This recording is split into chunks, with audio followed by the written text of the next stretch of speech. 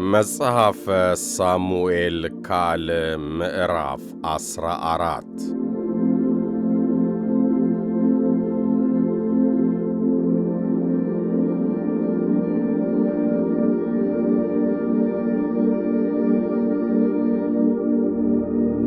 የጽሩያም ልጅ ኢዮአብ የንጉሡ ልብ ወደ አቤሴሎም እንዳዘነበለ አወቀ።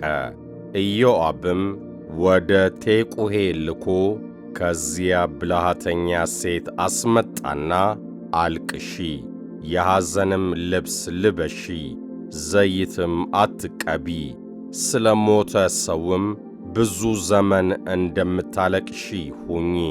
ወደ ንጉሡም ገብተሽ እንዲህ ያለውን ቃል ንገሪው አላት። ኢዮአብም ቃሉን በእርሷ አፍ አደረገ።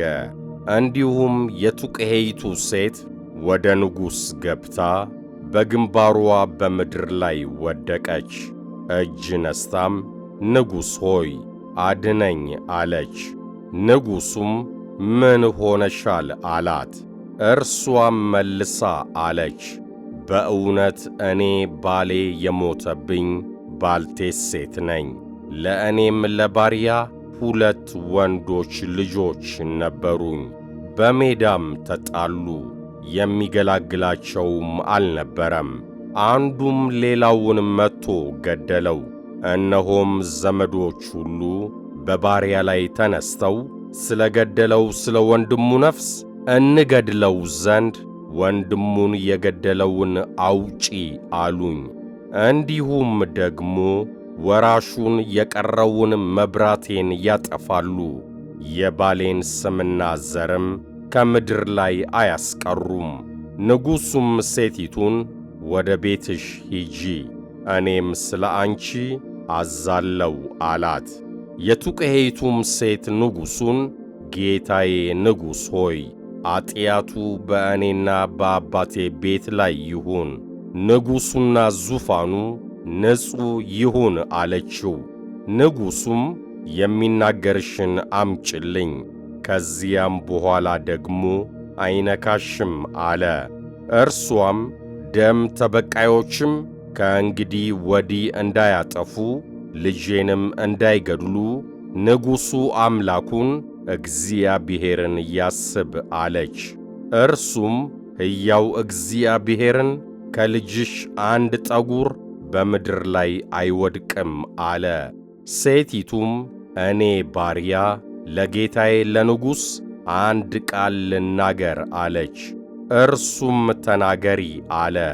ሴቲቱም አለች፣ በእግዚአብሔር ሕዝብ ላይ እንዲህ ያለ ነገር ስለምን አሰብህ? ንጉሡ ይህን ነገር ተናግሮአልና ያሳደደውን ስላላስመለሰ በደለኛ ነው።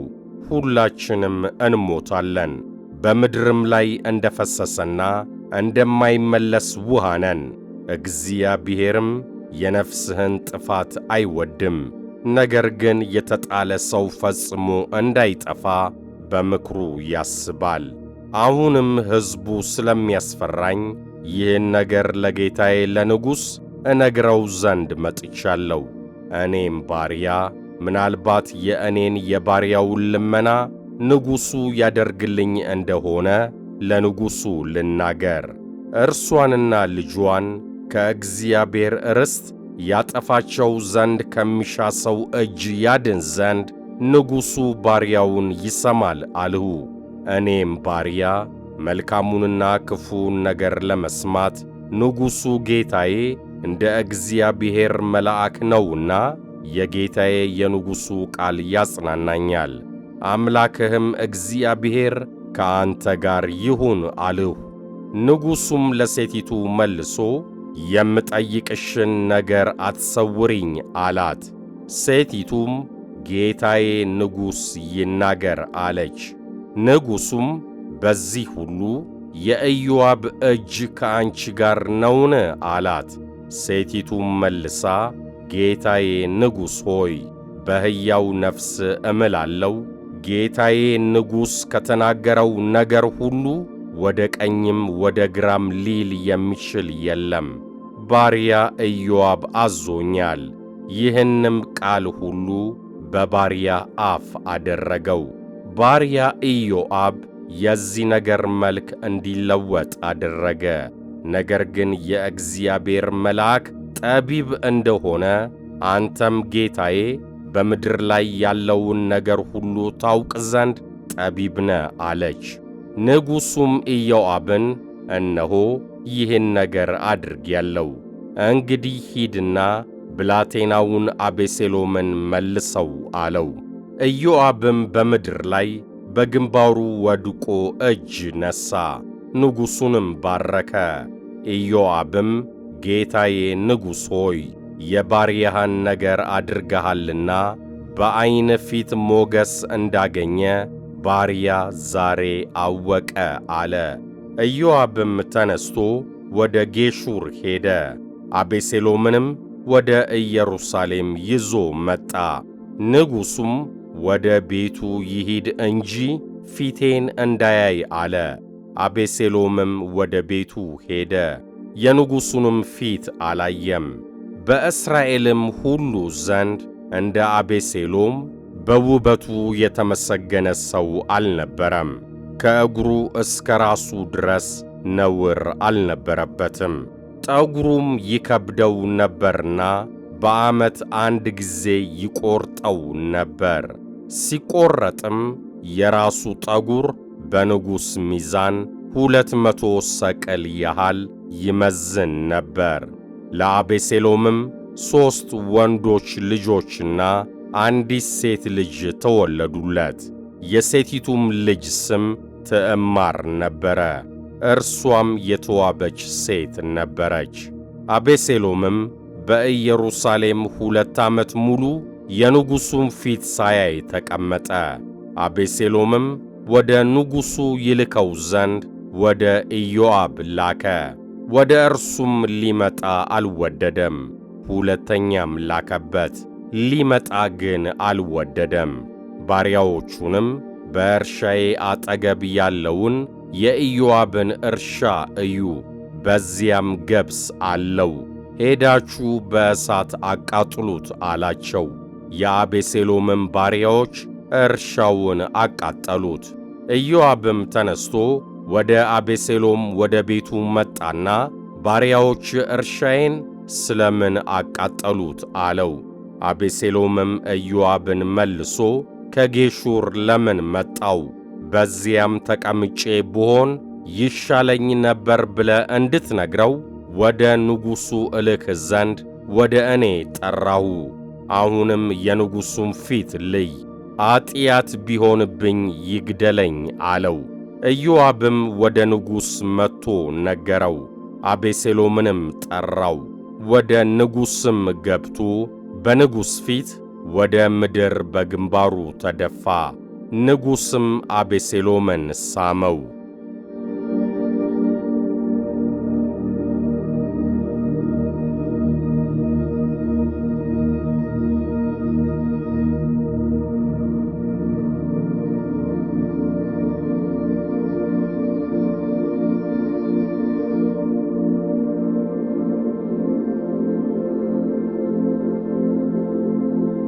መጽሐፈ ሳሙኤል ካል ምዕራፍ 15 ከዚህም በኋላ አቤሴሎም ሰረገላና ፈረሶች በፊቱም የሚሮጡ 50 ሰዎች አዘጋጀ።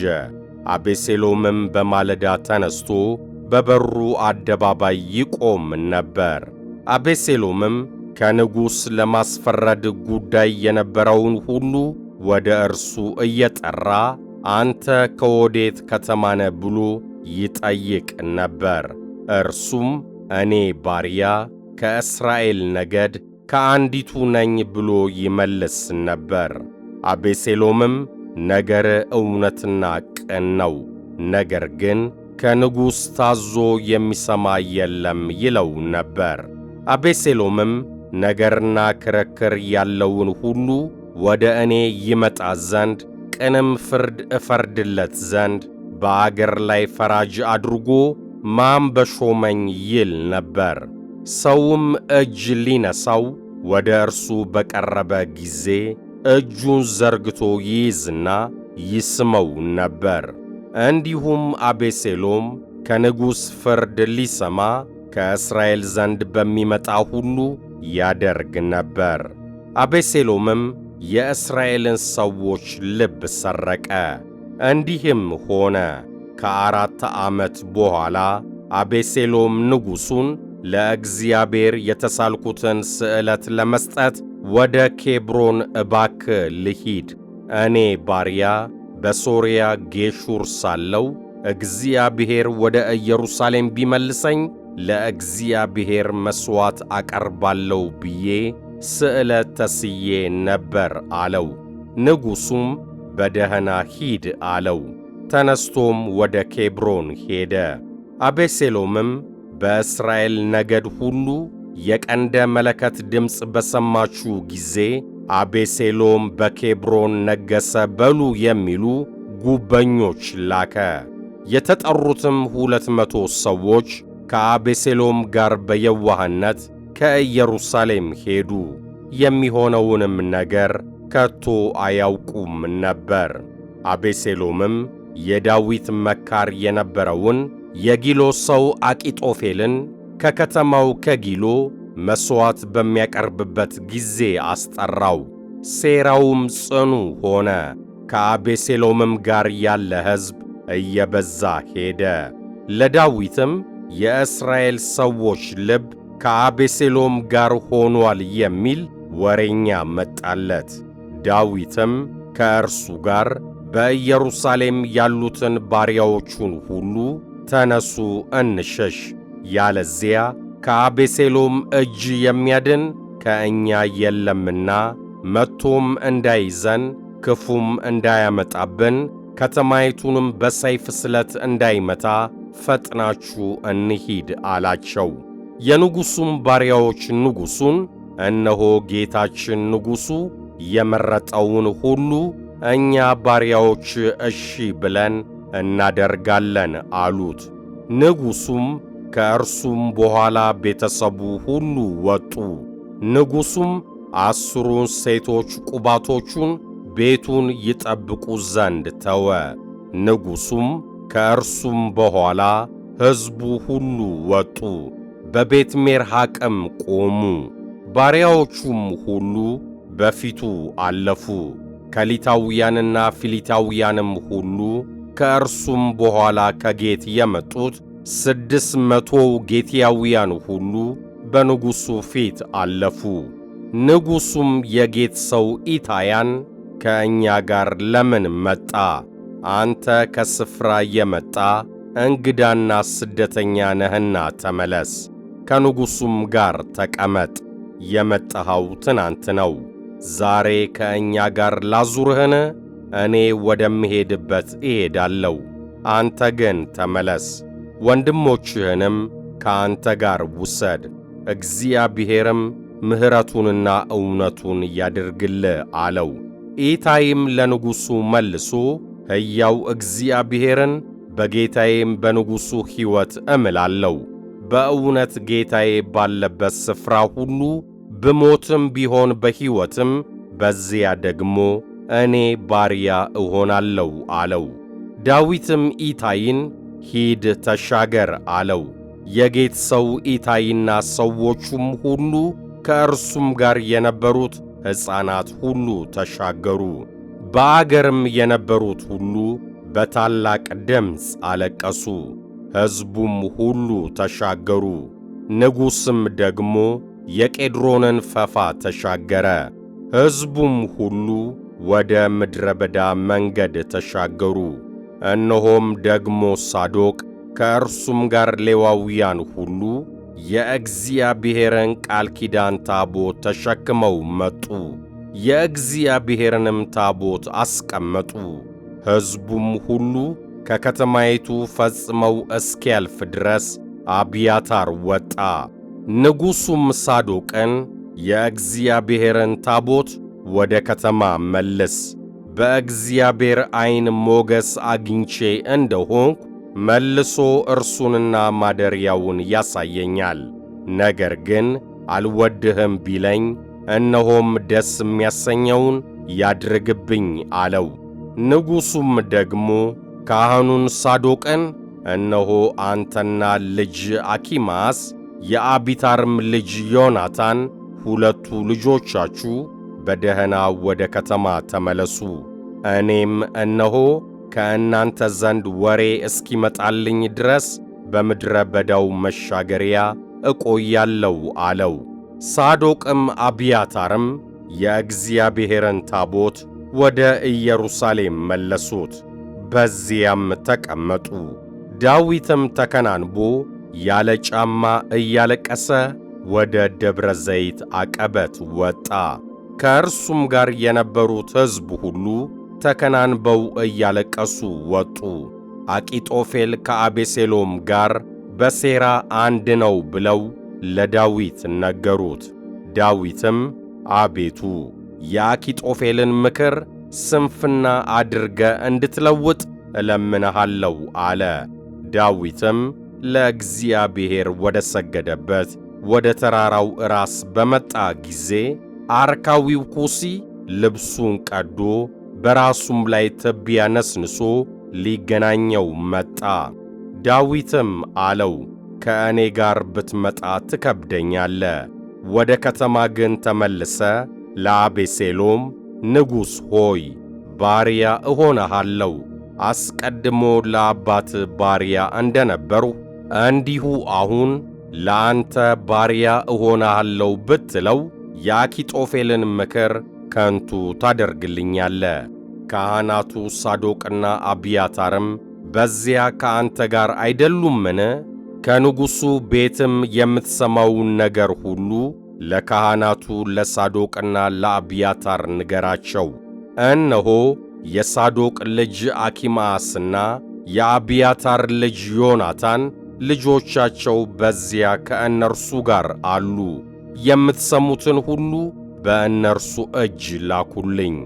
የዳዊትም ወዳጅ ኩሲ ወደ ከተማ መጣ። አቤሴሎምም ደግሞ ወደ ኢየሩሳሌም ገባ።